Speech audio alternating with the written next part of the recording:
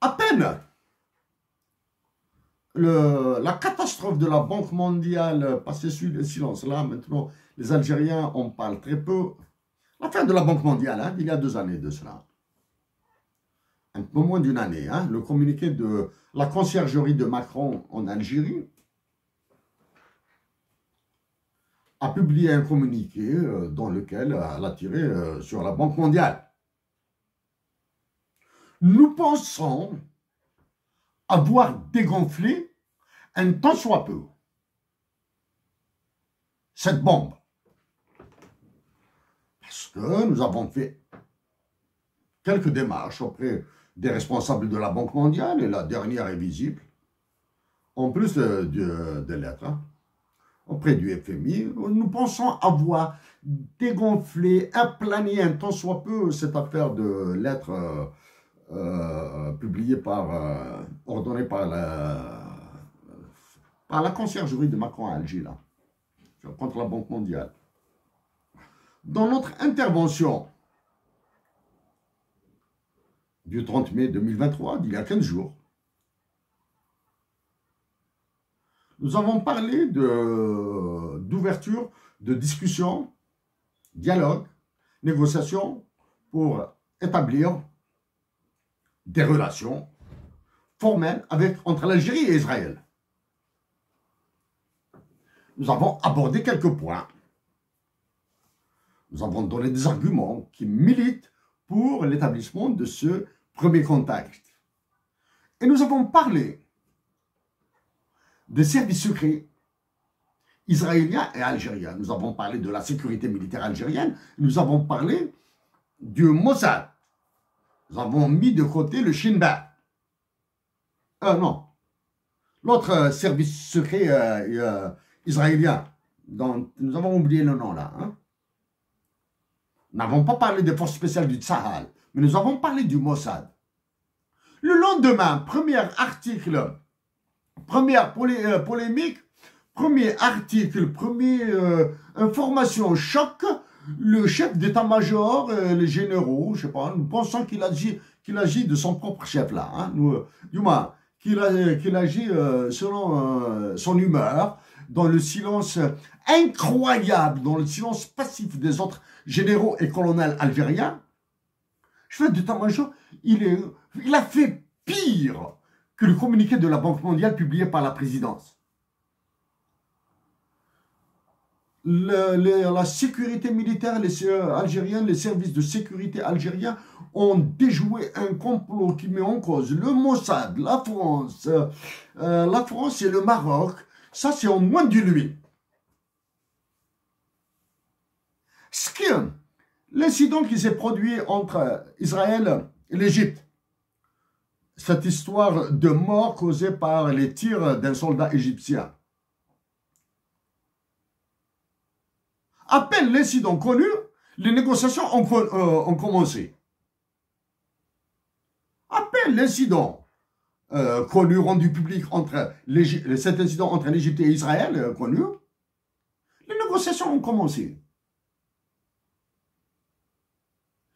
Qu'est-il possible de continuer à imaginer un tel état-major, soldats en Algérie qui sont des généraux, soldats de Macron qui sont en Algérie qui sont des généraux, continuer à définir, à agir, à conduire la défense de l'Algérie? Est-il possible de continuer à imaginer celui qui occupe la conciergerie de Macron à Alger se faire appeler le chef suprême des forces armées algériennes, etc. En tout cas, nous allons travailler encore pour dégonfler cette histoire-là du Mossad, des services de renseignement algériens. Nous allons continuer. C'est un travail très dangereux. Mais nous allons le faire pour l'Algérie. Nous allons tenter de dégonfler encore cette bombe qui est en soi indégonflable. Parce que ça va continuer à alimenter. Chaque fois qu'il y a un incident, à chaque fois qu'il y a une discussion, etc., il sera question. Eh oui, les généraux algériens ont accusé le Mossad de fomenter un sale coup pour l'Algérie avec la complicité de la France et du Maroc.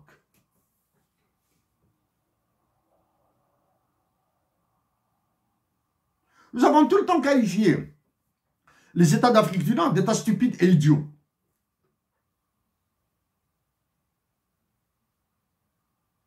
Le Maroc avait commencé un petit peu en faisant certains gestes, etc. Il a commencé. Mais dans cette affaire-là, Mossad, Israël, réunion à Israël, à Tel Aviv, français, avec la complicité des Français et des Marocains, qui est demeuré sans réaction de la part des autorités politiques marocaines, c'est douteux. Mais nous disons que c'est... nous sommes certains maintenant que c'est Emmanuel Macron qui a ordonné aux militaires algériens, aux généraux algériens, d'étouffer cette affaire le plus tôt possible. De l'étouffer pour qu'ils continuent à l'exploiter à son avantage, bien sûr. Le dernier point, nous allons arrêter ici. Ah, il y en a d'autres, hein? Ah, il y en a d'autres, hein?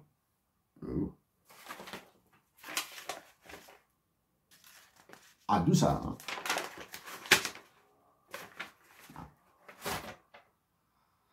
Continuons à faire ce travail pour notre patrie. Continuerons à faire ce travail pour notre patrie.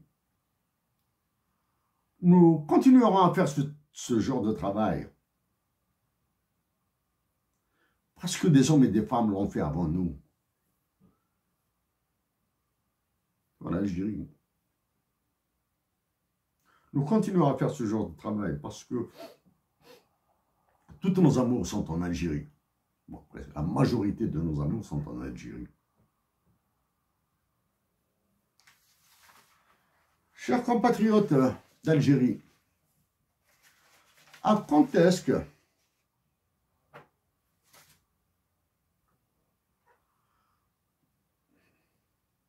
cette attaque, attaquez-nous. Dites-nous que la suggestion, que la dotation de l'Algérie d'un hymne national bilingue est une ânerie.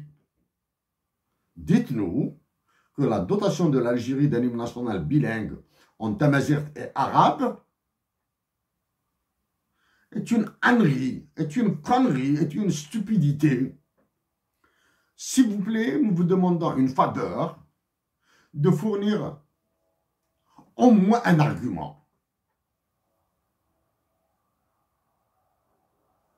Chaque fois que vous qualifiez que la dotation de que la suggestion même, c'est-à-dire quand vous dites que quand vous direz que la suggestion même, l'idée même de doter l'Algérie d'un hymne national bilingue en tamazight et arabe est une stupidité, cette idée, juste l'idée, pas le fait, hein, pas l'action.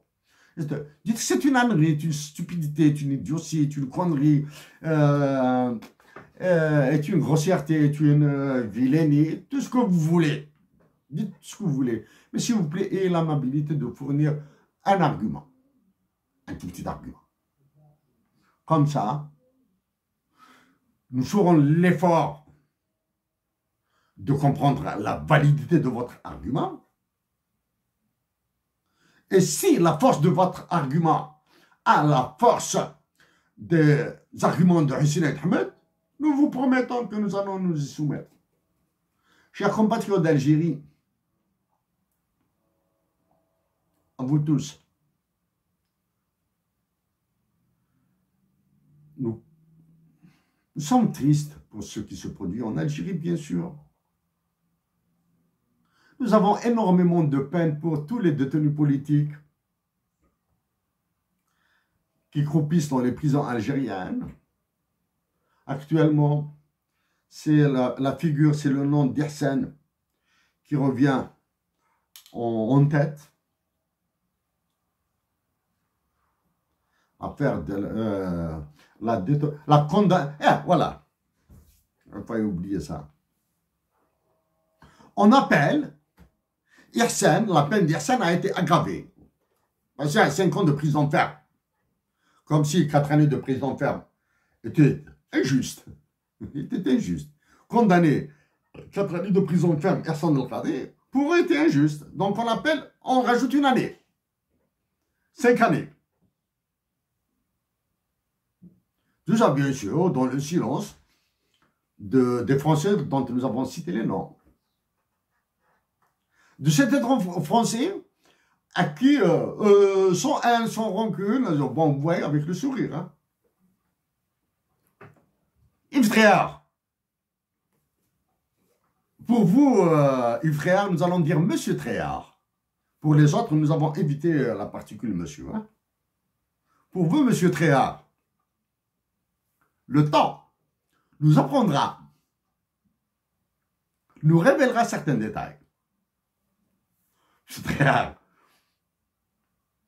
vous avez notre promesse. Nous jurons devant Dieu parce que nous avons la foi en Dieu. Nous sommes musulmans, pratiquants, avec une immense foi en Dieu. Une immense foi en Dieu. Donc nous vous jurons devant Dieu, Monsieur Tréhard, que nous pourrons, dans l'avenir, peut-être rappeler les échanges que nous avons eus, mais dans notre part, ce sera avec le sourire. Parce que nous comprenons les enjeux, les pressions, les chantages qui sont faits à la presse. Nous les comprenons. C'est triste, mais il n'y a pas. Hein? Il n'y a pas de nouveaux Zola en France. Il n'y a pas de nouveaux Zola en Algérie. Hein? Il n'y a pas. Donc, à tous nos compatriotes d'Algérie, notre foi, demeurez pacifique, résistez dans la dignité, soyez solidaires avec les soldats de l'armée algérienne, disons bien les soldats de l'armée algérienne. Des moments extrêmement durs nous attendent tous, y compris nous qui sommes à l'étranger. Nous attendons. Donc il faudra se préparer à ces moments extrêmement durs. Avec tout ce qu'il y a de bon dans notre cœur, avec tout cet amour que nous avons pour notre patrie, avec tout cet amour que nous avons pour ceux qui y vivent. Recevez nos salutations les plus sincères. Et merci.